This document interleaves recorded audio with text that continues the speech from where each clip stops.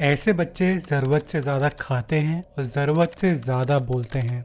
ऐसा कहना था इनवा स्कूल के वाइस प्रिंसिपल का। पिछले पार्ट में मैंने आपको बताया था कि कैसे एक स्पेशली एबल्ड बच्चों का school the Innova boarding school run करा जा रहा था सिर्फ एक फैमिली के थ्रू, जो किसी माफिया से कम नहीं थी। लेकिन मिस्टर यून के आने के बाद इन बच्चों के साथ हुए सारे टॉर्चर को पब्लिक के सामने लाकर रख दिया गया। लेकिन फिर ऐसा क्या हुआ कि पुलिस से लेकर डॉक्टर तक जिसने इन बच्चों को डायग्नोज करा था, ये सारे विक्टिम की साइड ना होकर आरोपी की साइड हो गए। और क्या एक बस ड्राइवर जो 20 साल से एविडेंस कलेक्ट करा था इन बच्चों के ऊपर होने वाले टॉर्चर के लिए, क्या वो एविडेंस इन बच्चों को इंसाफ दिला पाएंगे? वीडियो में आगे बढ़ने से पहले मैं आपको पहले ही बता देता हूँ, ये इस सीरीज का सेकेंड पार्ट है। तो अगर आपने फर्स्ट पार्ट नहीं देखा तो जाके पहले उसको देखो, तभी आपको ये पार्ट अच्छे से समझ आएगा। Coming back to the video.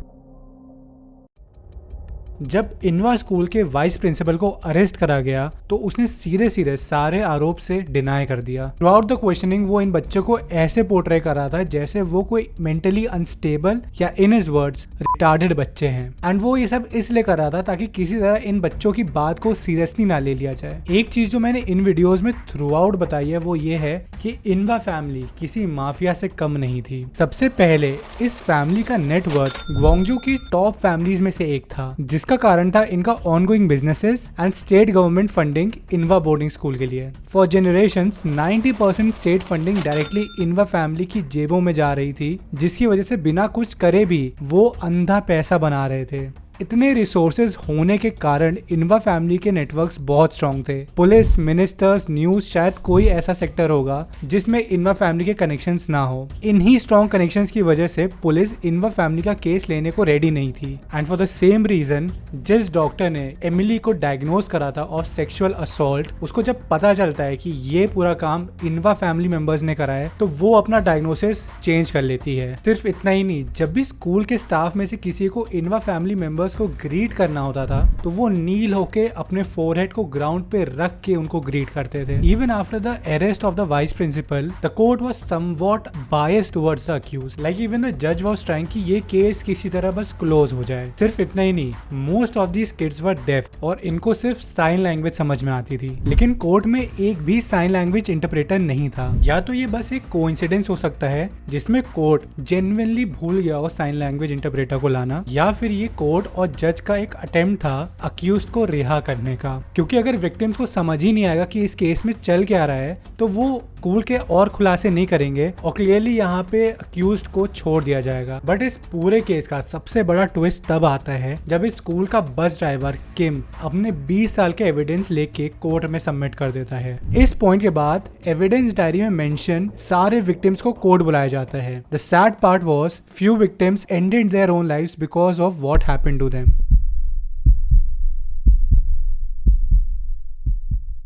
लेकिन जितने भी एक्स स्टूडेंट्स वहां पे प्रेजेंट थे, सबने साइन लैंग्वेज इंटरप्रेटर ना होने की बात को नोटिस करा और बहुत रिवोल्ट करने के बाद finally court brought in a sign language interpreter. इसके बाद जब विक्टिम से पूछा गया कि उनके साथ क्या हुआ तो वो एग्जैक्टली मैच करता था जो किम ने अपनी डायरीज में लिखा था। इसमें से कुछ बच्चों के अब्यूज के बारे में तो 7-8 अलग अलग डायरीज में लिखा हुआ था। इसका मतलब ये है कि इन बच्चों के साथ कंटिन्यूसली 7-8 साल तक लगातार सिर्फ अब्यूज हुआ है स्कूल में। जस्ट इमेजिन एक बच्चा जिसने बाहर की दुनिया कभी ना देखी हो, उसके साथ लगातार सालों तक ऐसा कुछ हो रहा है। वो किस चीज से गुजर रहा होगा शायद हम इमेजिन भी नहीं कर सकते। ज्यादातर केसेस में ऐसे बच्चे अपनी पूरी लाइफ मल्टीपल मेंटल डिसऑर्डर से होके गुजर सकते हैं। आई मीन ये बच्चे स्पेशली एबल्ड हैं, इनकी लाइफ्स ऑलरेडी बहुत डिफिकल्ट है, उसके बाद इन पे जो बीती होगी ये सिचुएशन शायद हेल से कम नहीं होगी। जितने भी एक्स स्टूडेंट्स थे जब वो कोर्ट में आए तो वो सारे वाइस प्रिंसिपल पे चिल्ला रहे थे और ये देख के मजबूरन कोर्ट को इस केस को कंटिन्यू करना पड़ा। जब एमिली ने अपने साथ हुई एक एक चीज कोर्ट में बताई, उसमें से मैक्सिमम चीजें इनवा स्कूल के एक्स स्टूडेंट से मैच करती थी और यहाँ पे एक बहुत क्लियर पैटर्न दिख रहा था। ये पूरा स्कैंडल सालों की प्लानिंग एंड कंडीशनिंग करके करा जा रहा था। सारे केसेस गो थ्रू करने के बाद दिखता है कि इनवा स्कूल में इन बच्चों को सालों तक कंडीशन करा जा रहा था जिसकी वजह से ये लोग आज तक कभी पकड़े भी नहीं गए। For the first step in बच्चों को भूखा रखा जाता था, इतना भूखा कि ये बच्चे एकदम बेसिक खाने के लिए भी तरस जाते थे। ऑल्सो इनवा फैमिली किसी भी टीचर को रिक्रूट करने से पहले एक हैवी डोनेशन मांगता था। लाइक स्कूल के डेवलपमेंट के नाम पे इन टीचर्स को अच्छा खासा अमाउंट पे करना होता था and they used to make peanuts compared to what the amount was. इसी वजह से कोई भी टीचर इनवा फैमिली के अगेंस्ट कुछ नहीं बोलता था। इसके अलावा Inhwa family members government employees को हेविली ब्राइब करते थे so that they never get caught. ये सब करके वो टीचर्स और बाकी अथॉरिटीज को साइलेंट कर लेते थे। बाकी स्टूडेंट्स को यूजुअली वाइस प्रिंसिपल अपने रूम में बिस्किट्स या चॉकलेट्स के लालच में ल्योर करता था एंड क्योंकि ये बच्चे इतने भूखे होते थे वो ल्योर हो भी जाते थे।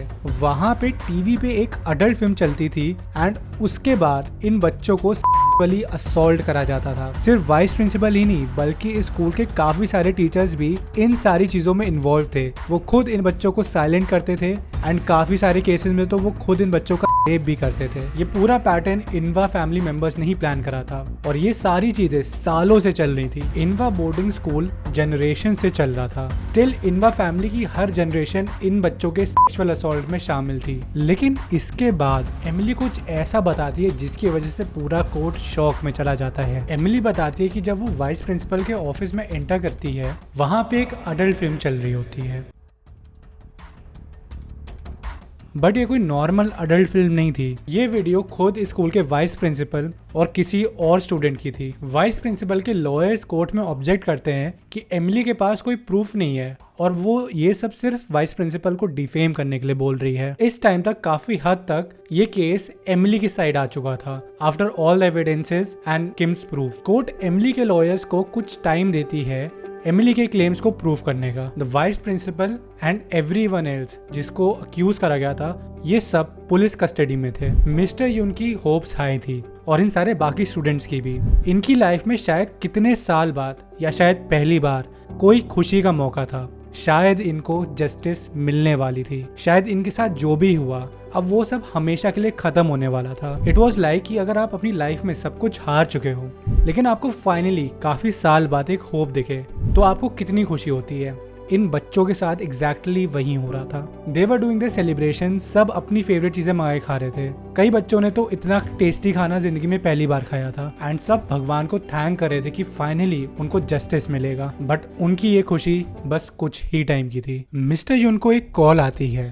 ये कॉल खुद एमिली के लॉयर का होता है। इस कॉल पे लॉयर बताता है कि इन बच्चों के माता पिता या इन बच्चों के गार्जियंस ने कंप्लेन वापस ले ली है। इनवा फैमिली मेंबर्स ने इन बच्चों के गार्जियंस को हेविली ब्राइब करा। मैंने आपको पिछले पार्ट में बताया था कि इनमें से मोस्टली जो बच्चे थे वो ब्रोकन फैमिली से आते थे या वो ऐसे बच्चे थे जिनके माता पिता नहीं होते थे। तो जब उनके गार्जियंस को इतना पैसा दिखता है तो वो उनको एक बेटर डील लगती है। साउथ कोरियन लॉ के अकॉर्डिंग अगर कोई इंसान माइनर है तो इस केस में उसका गार्जियन कोई भी कंप्लेंट्स वापस ले सकता है। सिर्फ इस एक लॉ की वजह से मिस्टर यून और बाकी के सारे अब्यूज स्टूडेंट्स वापस से पॉइंट 0 पे आके खड़े हो जाते हैं।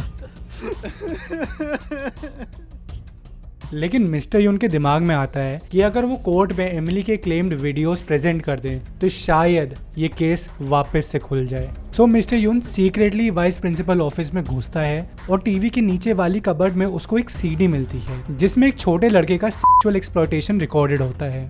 यून तुरंत अपने लॉयर को कॉल करता है, उसको प्रूफ्स देता है एंड उसका लॉयर उसको विश्वास दिलाता है कि इस एक प्रूफ से वाइस प्रिंसिपल को सजा मिल के रहेगी। मिस्टर यून को वापस से एक होप आती है और वो इंतजार करता है कोर्ट की फाइनल डेट का। फाइनल डेट पे यून वेट करता है कि कब लॉयर कोर्ट में वीडियो एविडेंस प्रेजेंट करेगा और कब वाइस प्रिंसिपल को सजा सुनाई जाएगी। बट अनफॉर्चुनेटली लॉयर कभी प्रूफ को प्रेजेंट ही नहीं करता। इनफैक्ट वो इस प्रूफ को डिस्ट्रॉय कर देता है। द रीजन ही was bribed as well. Vice principal को कोई सजा नहीं मिलती, ना किसी टीचर को, और इनको जेल से रिहा कर दिया जाता है। अगले ही दिन से वो अपनी पुरानी जिंदगी वापस से शुरू कर देते हैं एंड शायद वापस से इन बच्चों का शोषण शुरू कर देते हैं। ये केस हमेशा के लिए क्लोज हो गया था, लेकिन केस के बंद होने के 5 साल बाद आती है साइलेंट नाम की एक मूवी। इस मूवी में जब डिटेल में दिखाएगा कि कैसे इस वाइस प्रिंसिपल ने इन बच्चों का रेप करा था, कैसे ये सारे बच्चे टॉर्चर कर गए थे, तो ऑडियंस का एक बहुत बड़ा आउटक्राई होता है। 2011 में ये मूवी रिलीज हुई थी एंड पब्लिक आउटक्राई इतना बड़ा था कि 2011 के ही नवंबर में इस स्कूल को हमेशा हमेशा के लिए बंद कर दिया गया। अगर तुमने ये मूवी अभी तक नहीं देखी है तो नेटफ्लिक्स पे ये मूवी जरूर देखना। इस मूवी को देखने के बाद पर्सनली मुझे इन बच्चों के लिए एक बहुत पिटी फील हुई एंड इस फैमिली पे बहुत गुस्सा भी आया। मैं बस इतना ही बोलूंगा, the way everything is shown in the movie it does leave you with a heavy feeling. तो इस वीडियो के लिए इतना ही। अगर आपको ये सीरीज और ये वीडियो अच्छी लगी हो तो इस वीडियो को लाइक ज़रूर करना और अपने दोस्तों के साथ शेयर ज़रूर करना। मैं हर हफ्ते ऐसी वीडियोस अपलोड करता हूँ, तो अगर आप इस चैनल पे नए हैं और ऐसी और वीडियोस देखना चाहते हैं तो चैनल को सब्सक्राइब ज़रूर करना और बेल आइकन ज़रूर क्लिक करना और कमेंट में ये ज़रूर बताना कि तुम्हारी क्या थिंकिंग है इस पूरे केस के बारे में। मैं मिलूंगा आपसे अगली वीडियो में, तब तक के लिए बाय।